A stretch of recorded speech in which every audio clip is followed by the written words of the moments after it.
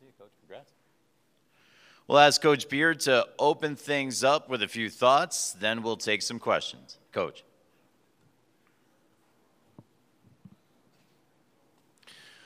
Well, first, I just want to, on behalf of everybody in our program, like our staff and our players and our coaches, just recognize what a great run tournament this is. It's everything I thought of as like a young coach coming up. What would the Final Four be like? So everything's first class. The NCAA's nailed this for the student-athlete experience, and just what a great city, too. We're just enjoying everything about our time here. And so I just wanted to recognize that. And we're looking forward to playing on this stage. In our opinion, Michigan State's one of the best teams in college basketball. They have great players and a Hall of Fame coach. We have nothing but respect for their program and the things they stand for. We're in our third year of building our program at Tech, and we're striving to be in the same conversation of the Michigan States of the world. So, simply stated, we feel like we'll have to play our best game of the year to have some success on Saturday night, but I don't think that's much different than anybody else in this tournament. That's our objective, and we're looking forward to the opportunity to play well on Saturday. We have a few questions in already, Coach. Let's start up front to the left. Adam. Hey, Chris. Adam Zagoria, how you doing? Congratulations. No one-and-done players here at the tournament. Obviously, Duke and Kentucky are out, but there's a lot of talented college players and future pros, guys like Jarrett and DeAndre Hunter. What have you seen in Jarrett's development from freshman to sophomore year, and does the fact that there are no one-and-dones here say anything larger about that way of recruiting? We might have a couple of one-and-done graduate assistants.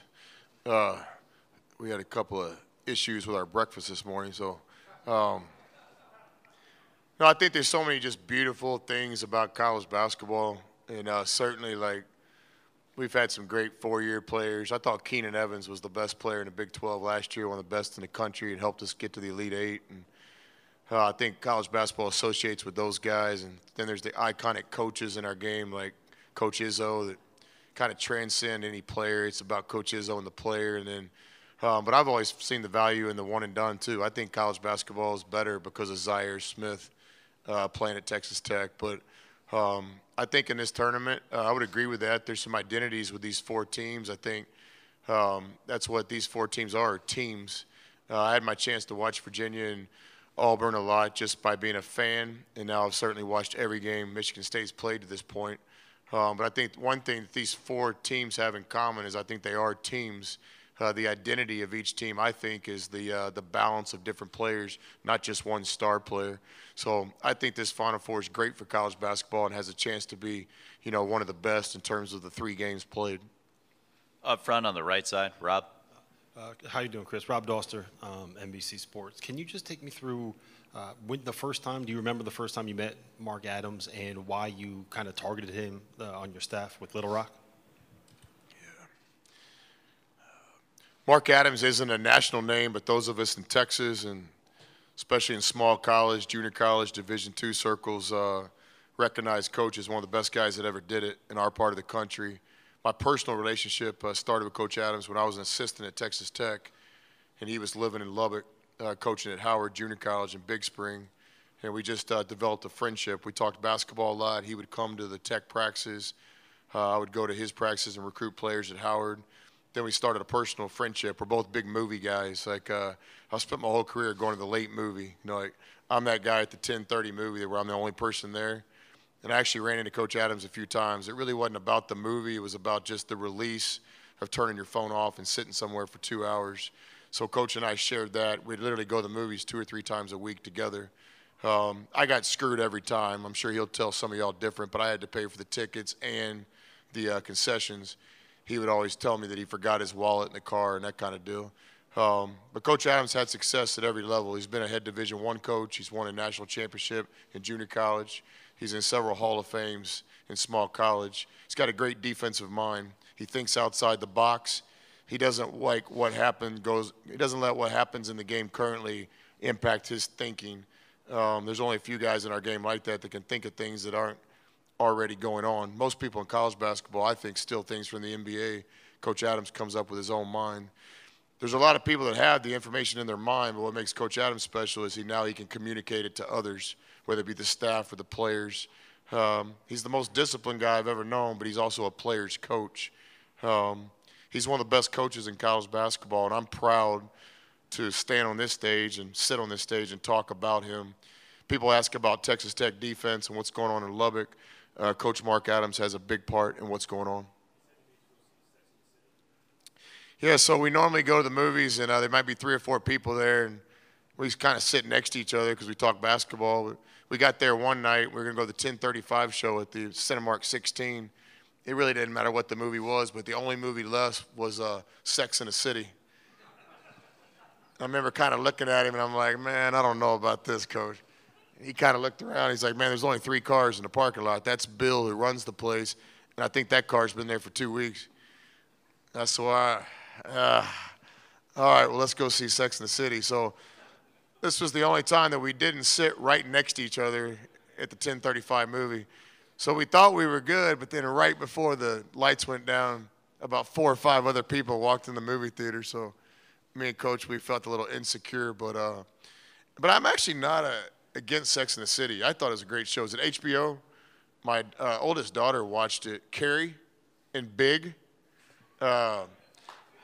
My oldest daughter goes to Columbia University now, which is in the city.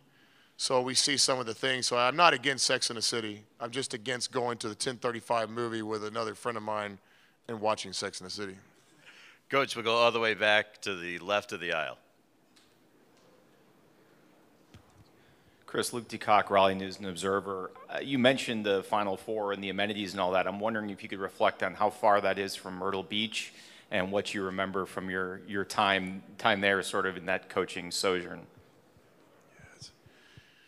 Yeah, it's like tell the guys to never forget where they come from and be you, and certainly a part of my journey that's being documented now, and I'm proud of it, is I wouldn't trade my path in coaching for anything. So whether it be junior college or the ABA or small college, very, very blessed to be here and feel like I represent a lot of people on this stage that have coached at schools that are really good coaches, that have coached great players, that have never had the chance under these lights. And I hope coaches around there are finding some satisfaction in this. And, you know, for that young coach out there like me that sat in the open practice for 22 years and dreamed about being there, you know, don't give up.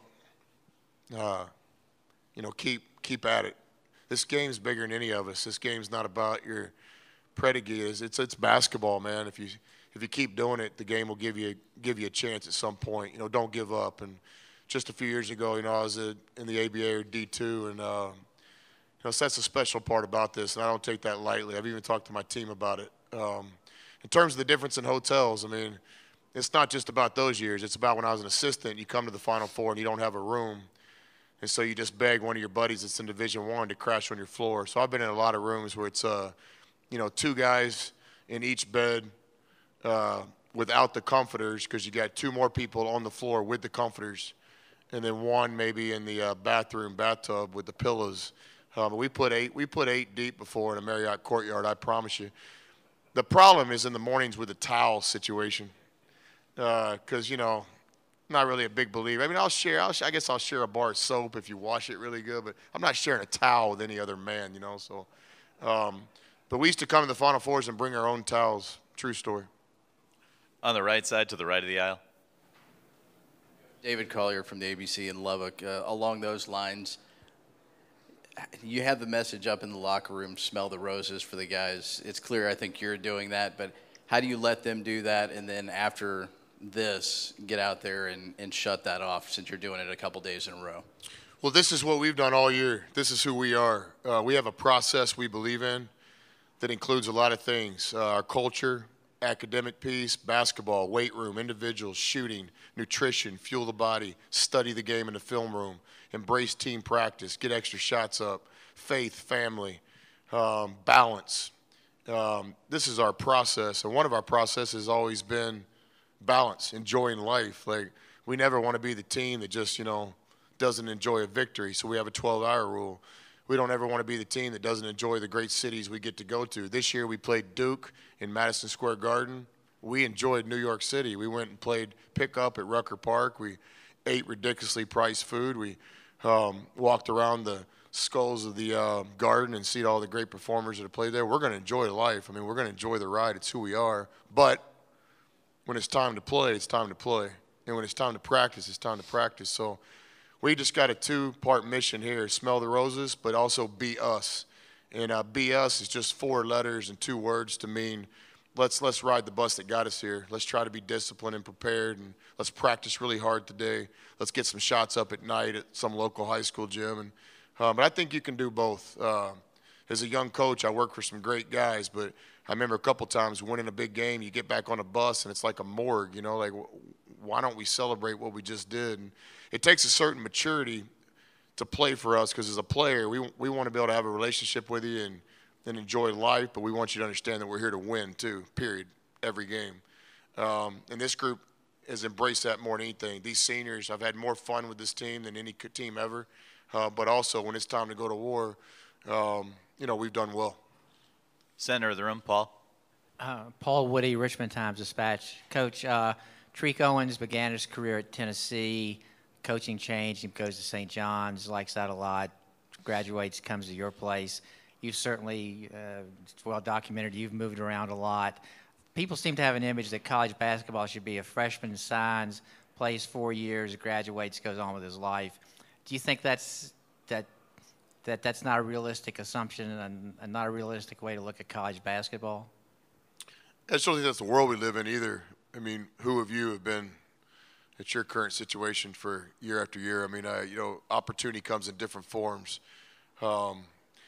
You know, as coaches, we don't, you know, make the rules. You just got to learn how to succeed with them. So the transfer rules, the grad transfer rule, that's really not up to me. That's way over my head. I just simply try to learn the rules and go compete in the world we're in.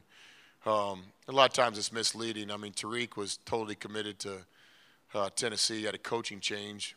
And then at St. John's, he had earned his degree and was looking for another opportunity. So I think each story is completely different. I don't think you can say too many guys are transferring this and that. Each situation is different. You know, for Tariq, I'll tell you this, he showed a lot of loyalty. Al Pinkins had coached Tariq at Tennessee, and Al was our connection to get Tariq once he declared that he wanted to be a grad transfer.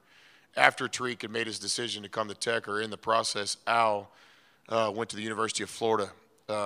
We hated to lose Al, but we understood the move for his own reasons. And so first time I talked to Tariq, I said, Tariq, this is a relationship-based business. I understand, you know, if you want to follow Al or if you want to open it back up. And Tariq said, no, I made a commitment to the program, and I'm going to come to Texas Tech. So that's one example of many of Tariq's commitment. On the right side, third row. Chris Solari from the Detroit Free Press. Coach, you, in being around the Texas basketball circles, you probably have known or seen Matt McQuaid. I don't know how much you saw him coming up through the ranks, but can you kind of assess what you saw from him, and then also both him and Aaron Henry as defenders on the wing? As a defensive-minded coach, what do those two present as a challenge? Yeah, McQuaid's special. He's gotten better over his college career, which is a direct relationship with the Michigan State program, and their players develop. You know, if they get a 5-star, he's a 5.5-star 6 months later. And if coach gets a 4-star, they're in the NBA 2 years later. I mean, just Michigan State players get better. The player development, although I've never had the opportunity or pleasure to maybe go watch what they do on a day-to-day basis, you don't have to. Guys are getting better, and he's a great example of that. Being a Texas kid, we're happy for him. I pull for all guys from our state, and his father's somebody that I know and respect. So he's turned himself into a great defensive player. I think earlier in his year, maybe what might have been perceived as a weakness is now a strength. He's very, very competitive. He's got good foot speed, in my opinion. He can test shots. He takes charges. He's one of the best defenders I think I've seen all year on film. And I would echo that with their other perimeter players. You know, when you prepare for these games, you get to know this team. I feel like I just know Michigan State more than anybody, from the notes, the articles. To me, it starts with the Blue Ribbon magazine, then I get to games, then I make phone calls, and the journey continues, and I still got 2 more days of the journey. But I would tell you that Cassius is a great defender, too. He picks and chooses possessions. He's smart. He plays all those minutes and stays out of foul trouble, but I think he's a very, very good defender, well at his position. So we have a lot of respect for all their defensive players. Their team defense speaks for itself. we're going to have to play great offensively to score a basket. Second row center. Sam Blum, AL.com. I'm curious, have you gotten a chance to communicate with Wes Flanagan and just kind of what it's like for you guys both to be in a Final Four now together? Yeah, that's special. Wes was our associate head coach on our Little Rock team. I would not be here today if it wasn't for Wes Flanagan. We've exchanged some texts, but we haven't seen each other, which is not surprising. This facility is bigger than 25 Super Walmarts put together, But I hope I get a chance to see Wes and give him a hug and tell him how much he's meant to me, and so happy for Auburn's ride. I did get a chance to talk to Coach Pearl a little bit when Wes was in the job interview process or negotiations, and that was not a hard phone call. I just told Coach Pearl he's the best, one of the best I've ever worked with, and I'm glad it's worked out for both those guys. And to see Wes coaching on this stage where he belongs is special. I have a lot of respect for Wes Flanagan. 5 more minutes. We'll try to get 3 questions. Dan? Hey, Chris. Dan Wolken, USA Today. Your players talk about you coach them hard and that they like to be coached hard. I'm just curious, sort of, how do you find that line of how hard to coach them in an era where, not all players want to be coached that way, and maybe some might take that the wrong way? Well, that line's really easy to define. That line's called trust.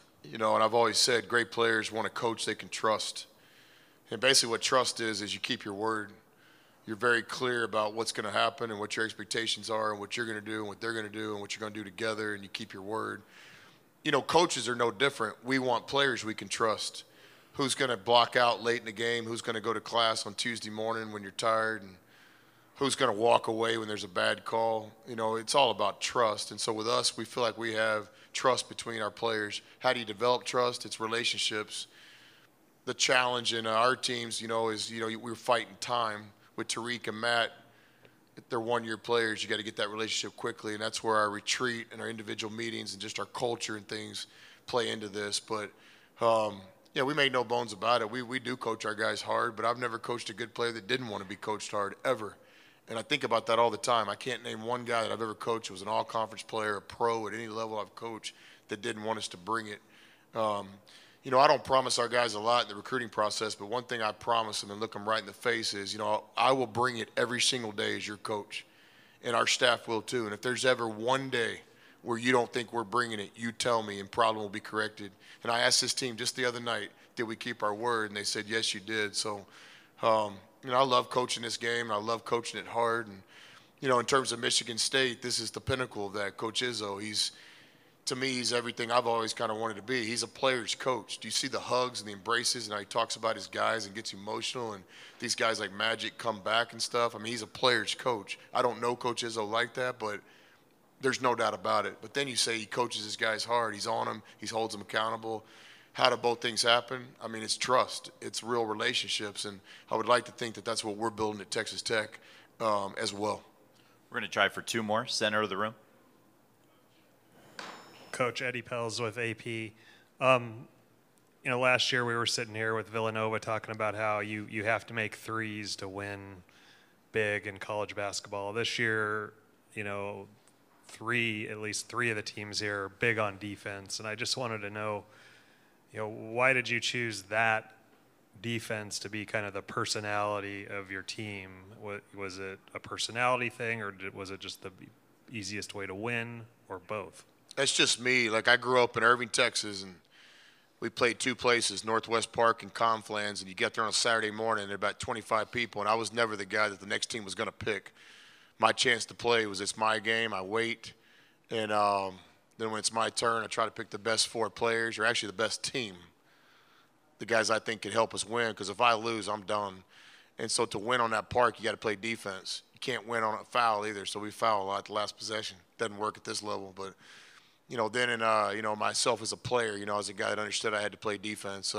My high school coach, or one of them, Mike Kunstad, who's a Texas legend, he's enjoyed this Final Four experience. And somebody interviewed him the other day, and it was on the news, and my daughters showed me.